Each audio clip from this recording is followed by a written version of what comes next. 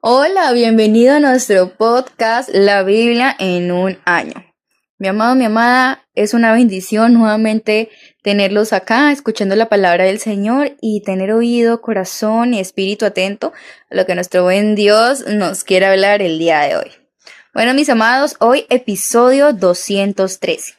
El título de este devocional es ¿Un final sin esperanza o una esperanza sin final?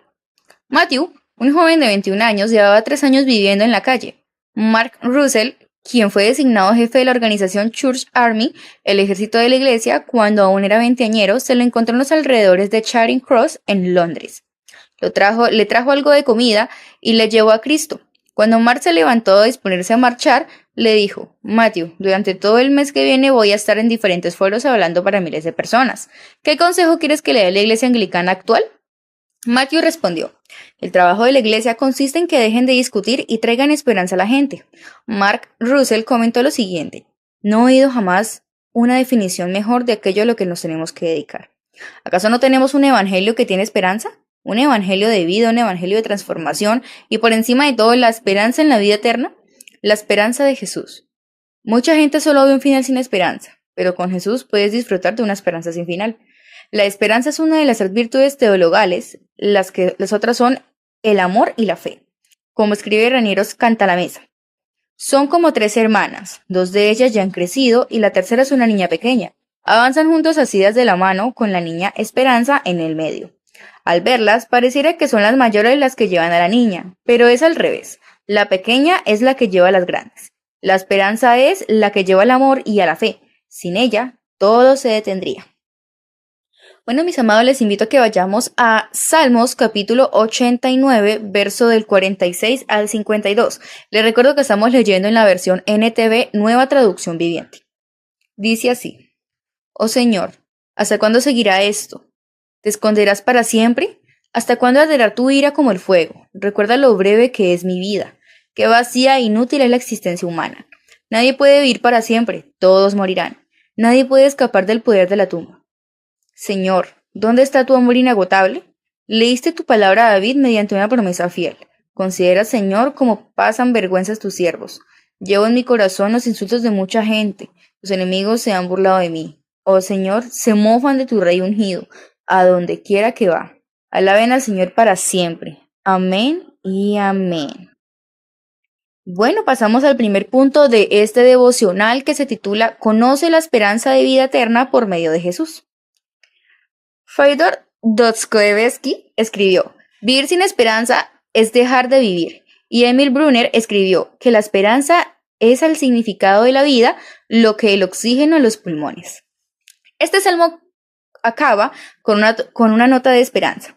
Bendito sea el Señor por siempre, amén y amén. El salmista se aferra a la esperanza a pesar del hecho de sus luchas acerca de su propia situación. Esperanza en el sufrimiento y la desesperación. ¿Hasta cuándo, Señor? Es una pregunta retórica, un grito de desesperación que se pregunta si este sufrimiento durará para siempre. Esperanza a pesar de la brevedad de la vida y la inevitabilidad de la muerte. La vida es muy corta, recuerda cuán efímera es mi vida. Si la vida es el final, no hay ningún propósito o significado último. Al fin y al cabo, ¿para qué crea hasta los mortales? Nadie puede resucitarse a sí mismo de la muerte. ¿Quién hay que viva y que no muera jamás? ¿O qué pueda escapar del poder del sepulcro? Nada. Pero el salmista, no descarta la esperanza de resurrección. Sabe que los seres humanos no pueden salvarse a sí mismos. Por ello alza la mirada al Señor. ¿Dónde está, Señor, tu amor de antaño que en tu fidelidad juraste a David, tu ungido? Lo que el salmista vio solo como un borroso esbozo se hizo patente en el Nuevo Testamento. Bueno, mi amado, te invito a que hagamos una pequeña oración. Señor, gracias porque nos has dado esperanza viva por medio de la resurrección de Jesús de entre los muertos, haciendo que recibamos una herencia indestructible, incontaminada e inmarchitable. Amén. Bueno, mis amados, vamos a leer Romanos, capítulo 14, verso del 19 al 23. Por lo tanto, procuremos que haya armonía en la iglesia y tratemos de edificarnos unos a otros. No destruyas la obra de Dios a causa de lo que comes. Recuerda que todos los alimentos están permitidos. Lo malo es comer algo que haga tropezar a otro. Es mejor no comer carne ni beber vino ni hacer otra cosa que pudiera causar que otro creyente tropiece. Tal vez crees que no hay nada malo en lo que haces, pero manténlo entre tú y Dios. Benditos son los que no se sienten culpables por hacer algo que han decidido que es correcto. Pero si tienes dudas acerca de si debes o no comer algo en particular, entonces es pecado comerlo. Pues si no eres fiel a tus convicciones, si haces algo que crees que está mal, pecas. Romanos capítulo 15, del 1 al 13. Vivir para ayudar y edificar a otros. Los que somos fuertes debemos tener consideración de los que son sensibles a este tipo de cosas. No debemos agradarnos solamente a nosotros mismos.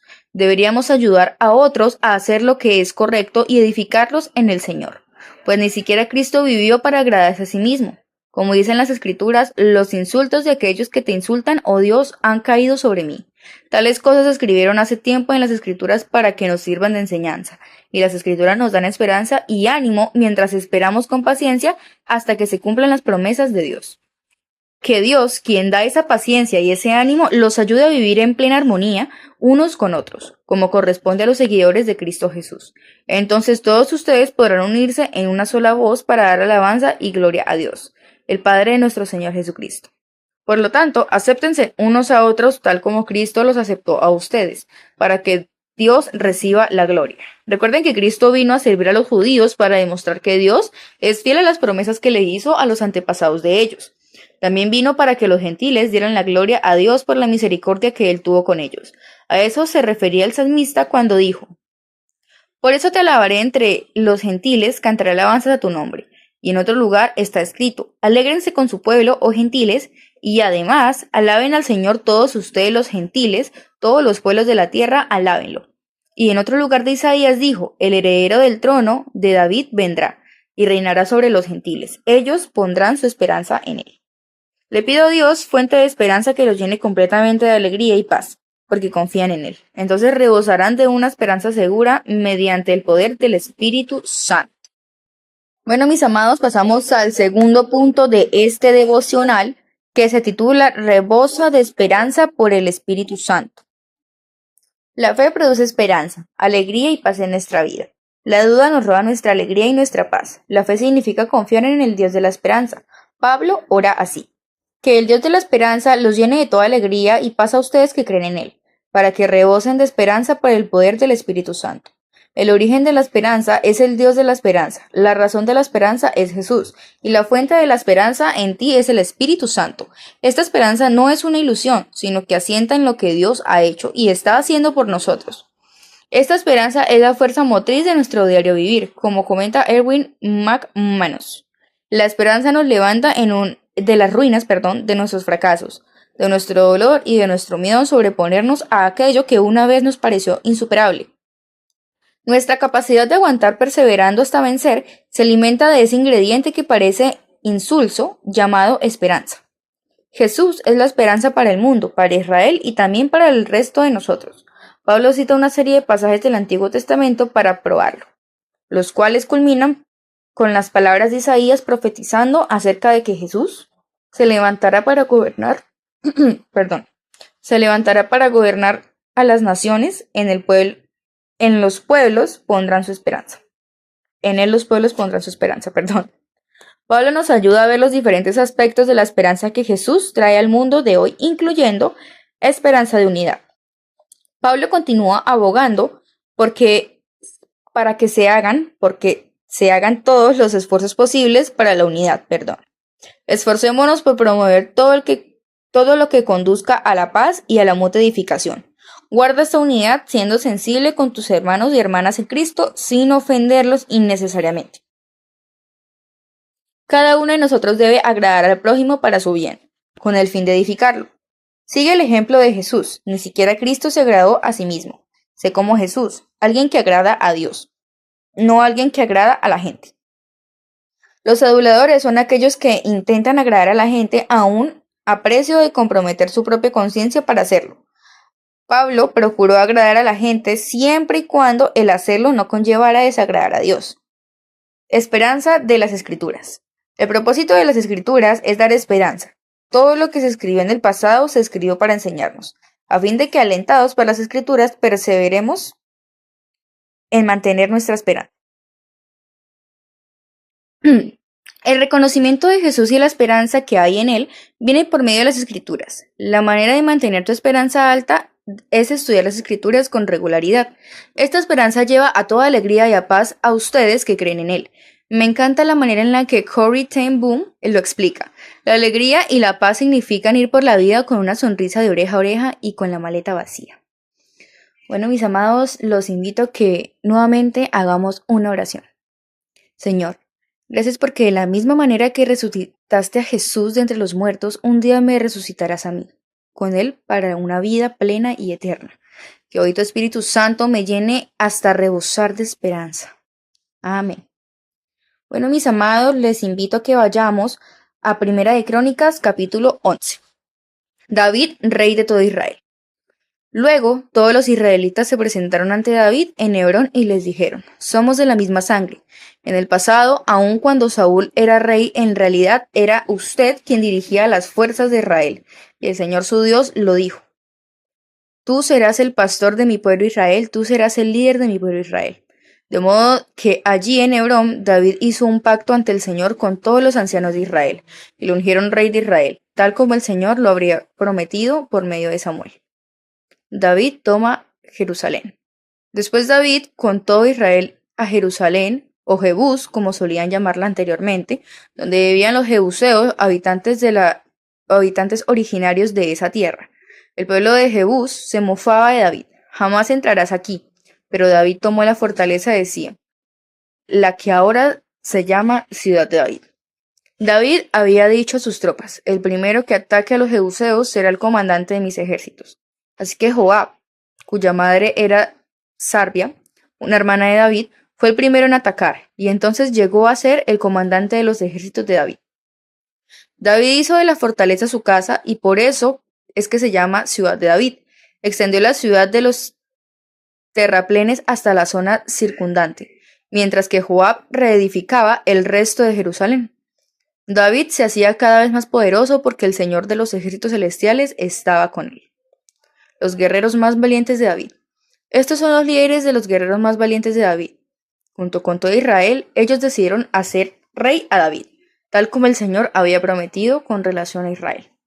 Este es el registro de los guerreros valientes de David. El primero fue Jasobeam, el Ammonita, quien era líder de los tres, el grupo de guerreros más valientes entre los hombres de David. Una vez utilizó su lanza para matar a 300 guerreros enemigos en una sola batalla. El siguiente en rango entre los tres era Eleazar, hijo de Dodai, un descendiente de Ahoa. Estuvo con David cuando los filisteos se reunieron para la batalla en Pasdamim y atacaron a los israelitas en un campo lleno de cebada. El ejército israelita huyó, pero Eleazar y David no se dieron terreno en medio del campo e hicieron retroceder a los filisteos. Así que el Señor los salvó dándoles una gran victoria. Cierta vez, cuando David estaba en la roca cerca de la cueva de Adulam, el ejército filisteo estaba acampado en el valle de Refaim. Los tres, que formaban parte de los 30 en el grupo selecto de los hombres de guerra de David, descendieron a la cueva para encontrarse con él. En aquel tiempo David se alojaba en la fortaleza, y a un destacamento filisteo había ocupado la ciudad de Belén. David les comentó a sus hombres un vivo deseo. Cómo me gustaría tomar un poco de esa buena agua del pozo que está junto a la puerta de Belén. Entonces los tres atravesaron las líneas filisteas, sacaron agua del pozo junto a la puerta de Belén y se la llevaron a David. Pero David rehusó tomarla. En cambio, la derramó como ofrenda al Señor. No permita al Señor que la beba, exclamó. Esta agua es tan preciosa como la sangre de estos hombres que arriesgaron la vida para traérmela. De manera que David no la tomó. Estos son los ejemplos de las hazañas de los tres. Los 30 valientes de David. Abisaí, hermano de Joab, era el líder de los 30. En una ocasión usó su lanza para matar a 300 guerreros enemigos en una sola batalla. Fue por hazañas como esta que se hizo tan famoso como los tres. Abisaí era el comandante y el más famoso de los 30, aunque no era uno de los tres. Estaba también Benaya, hijo de Joiada, un valiente guerrero de Capsel. quien hizo muchas proezas heroicas, entre ellas mató a 2 campeones de Moab. En otra ocasión, en un día de mucha nieve, Benaía persiguió a un león hasta un hoyo y lo mató. Otra vez, armado solamente con un palo, mató a un guerrero egipcio que medía 2,5 metros de altura y estaba armado con una lanza tan gruesa como un rodillo de telar. Benaía arrebató la lanza de la mano del egipcio y lo mató con ella. Hazañas como estas hicieron a Benaía tan famoso como los 3, los guerreros más valientes. Recibió más honores que los demás miembros de los 30, aunque no era uno de los 3. Además, David lo nombró capitán de su escolta. Entre los guerreros más destacados también se encontraba Asael, hermano de Joab, Elhanán, hijo de Dodo, de Belén, Sama, de Jarot, Heles, de Pelón, Ira, hijo de Iques, de Tecoa, Abiezer, de Anatot, Sibecai, de Usa, Salomón, de Ao, Maharai, de Netofa, Gelet, hijo de Baana, de Netofa, Itai, hijo de Ribai, de Gibea, en la tierra de Benjamín, Benaía de Piratón, Urai de las proximidades de Naalegas, Abialbón de Arabá, Asmavet de Baurim, Eliaba de Salbón, los hijos de Hazel de Gisón, Jonatán, hijo de Sage de Arar, Ahimam, hijo de Sarar de Arar, Elifal, hijo de Ur, Efer de Mequer, Ahías de Pelón, Erro de Carmelo, Paarai, hijo de Esbai, Joel, hermano de Natán, Mibar, hijo de Agrai, Selec de Amón, Naarai de Berot, escudero de Joab, hijo de Sarbia, Ira de Jatir, Yareb de Jatir, Urías de Hitita, Sabat, hijo de Ali, Adina, hijo de Sisa, el líder rubenita que tenía 30 hombres consigo, Anán, hijo de Maaca, Josafat, el midnita, Usías de Astarot, Sama y Jehiel, hijos de Jotam, de Aroer, Jediael, hijo de Simri, Joa, su hermano, de Tis, Eliel, de Maabá, Yerabai y Josabía, hijos de Elnam, Idma de Moab, Eliel y Obed, Yaziel de Soba. Crónicas capítulo 12. Guerreros se unen al ejército de David. Los siguientes hombres se unieron a David en Ziklag, cuando éste se escondía de Saúl, hijos de Cis. Estos hombres estaban entre los guerreros que lucharon al lado de David en el campo de batalla. Todos ellos eran expertos arqueros y podían disparar flechas o lanzar piedras en mano izquierda, al igual que con la derecha. Todos eran parientes de Saúl de la tribu de Benjamín. El jefe de Jaisier, hijo de Semna de Gibeá, su hermano Joás, era el segundo en la autoridad. Los otros guerreros fueron los siguientes: Gesiel y Pelet, hijos de Asmavet, Beraca, Jehú de Anatot, Ismaías de Gabón, un guerrero famoso y jefe de los 30, Jeremías, Yaasiel, Joanán y Josabat de Jereda, Elusai, Jerimot, Bealías, Semarías y Cefatías de Aruf, Elcana, Isaías, Azarel, Joezer, Yasobeam, quienes eran croeitas, Joela, Zebadías, hijos de Jeroboam y de Gedor. Algunos guerreros valientes experimentados de la tribu de Gad también desertaron y se unieron a David cuando éste estaba en la fortaleza del desierto. Eran expertos tanto como él como el escudo con lanza, tan fieros como leones y veloces como ciervos en la montaña. Ezer era su jefe. Obadías era el segundo, Eliab el tercero, Mismana el cuarto, Jeremías el quinto, Atai el sexto, Eliel el séptimo, Johanán el octavo, Elzabad el noveno, Jeremías el décimo, Macbanai el undécimo. Estos guerreros de Gad eran comandantes del ejército. El más débil entre ellos podía enfrentar a 100 soldados y el más fuerte podían enfrentar a 1000. Estos eran los hombres que cruzaron el río de Jordán durante la época de inundación a principios del año y expulsaron a todos los que vivían en las tierras bajas situadas en Ribera Oriental y en la Occidental. Otros integrantes de la tribu de Benjamín y de Judá se unieron a David en la fortaleza. David salió a su encuentro y dijo: si vienen en son de paz para ayudarme, somos amigos. Pero si vienen a traicionarme y a entregarme a mis enemigos a pesar de que soy inocente, entonces que el Dios de nuestros antepasados lo vea y lo castigue. Así que el Espíritu descendió sobre Amasai, jefe de los 30, y dijo: somos tuyos, David.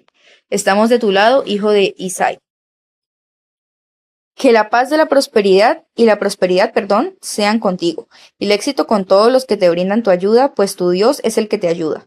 Entonces David permitió que se unieran a él y los nombró oficiales de su ejército. Algunos hombres de Manasés desertaron del ejército israelita y se unieron a David cuando él salió con los filisteos a luchar contra Saúl. Pero resultó que los gobernantes filisteos no permitieron que David y sus hombres los acompañaran. Después de mucha discusión, los hicieron volver porque dijeron: nos costará la cabeza si David cambia su lealtad, se une a Saúl y se vuelve contra nosotros. La siguiente es una lista que corresponde a los nombres de Manasés que se unieron a David cuando volvía a Siglag: Adnás, Josabad, Jediael, Micael, Josabad, Eliú y Tiletai. Cada uno de los comandantes de ellos comandaban 1000 hombres, de la tribu de Manasés. Ayudaron a David a perseguir a las bandas de saqueadores porque eran guerreros valientes y capaces que llegaron a ser comandantes de su ejército. Día tras día, más hombres se unían a David hasta que llegó a tener un gran ejército como el ejército de Dios. Bueno, mis amados, culminando este devocional, pasamos al punto número 3 de este devocional, que se titula Pon tu esperanza en la venida de Jesús. Nuestra esperanza descansa en Jesús, el Rey quien un día regresará para establecer su reino para siempre. Al leer acerca de los reyes del Antiguo Testamento, es importante recordar que ellos, aún con todo su esplendor, solo era una vaga prefiguración de Jesús, quien sería el Rey definitivo. A ojos del cronista, David era el rey ideal. Usted dirigía a Israel en sus campañas, además, el Señor su Dios le dijo a su majestad: tú guiarás a mi pueblo Israel y gobernarás. Ungieron a David para que fuera rey sobre Israel, conforme a lo que el Señor había dicho por medio de Samuel. Y David se fortaleció más y más porque el Señor Todopoderoso estaba con él. David no hizo todo él solo, sino que necesitó de un equipo con él que tenía un grupo de 30 hombres valientes, entre los que estaban los 3 más valientes. Soy lleno de agradecimiento hacia los admirables hombres y mujeres que nos apoyan a Pipa y a mí en nuestro esfuerzo por liderar. No hubiéramos podido ni empezar a hacer lo que hacemos sin este maravilloso equipo que tenemos arropándonos. Amasai, jefe de los 30, movido por el Espíritu, le dijo a David: somos tuyos y estamos contigo. Quien te brinde tu ayuda, aquello que tuvo que darle muchísimos ánimos a David, obviamente. En estos pasajes de las Escrituras vemos una correlación directa entre el reino de Israel y el reino de Dios.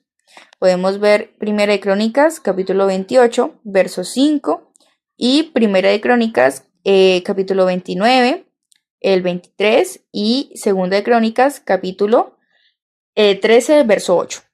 La continuidad del reinado es incuestionable porque estaba protegido por Dios. Pero cuando el cronista estaba escribiendo esto, cientos de años después, no había rey. Escribió sobre el pasado en la espera de que surgiera un rey como David en el futuro. Aquella era la esperanza de Israel, el rey que había de venir, y Jesús era ese rey. Él era el ungido, el Mesías. Ahora, nuestra esperanza está puesta en el regreso de Jesús, como le explicó el obispo Leslie Newbing. Para el cristiano, el horizonte es que Él volverá y aguardarnos la venida del Señor.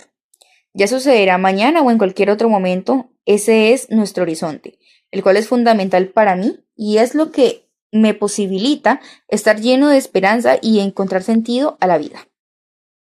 Bueno, mis amados, vamos terminando este devocional y nuevamente te pido que hagamos una pequeña oración. Padre, gracias porque todas las esperanzas de Israel se cumplieron cuando vino Jesús, el Rey ungido. Gracias porque ahora podemos esperar su regreso. Bendito sea el Señor por siempre. Amén y amén. Bueno, mis amados, la pastora Pipa añade. Primera de Crónicas, capítulo 11, verso del 10 al 25. En mi familia tengo hombres admirables y mujeres. Se dedican a luchar contra los gigantes de la injusticia. Son muy útiles también para llevar mis maletas. Bueno, mis amados, les recuerdo que este devocional ha sido escrito por el pastor Nicky Gumbel en la iglesia HTB ubicada en Londres. Y la voz que le dio vida a este devocional ha sido de Valerie Natalia López. Espero que estés muy bien y el Señor nuestro Dios te bendiga grandemente. Hasta la próxima.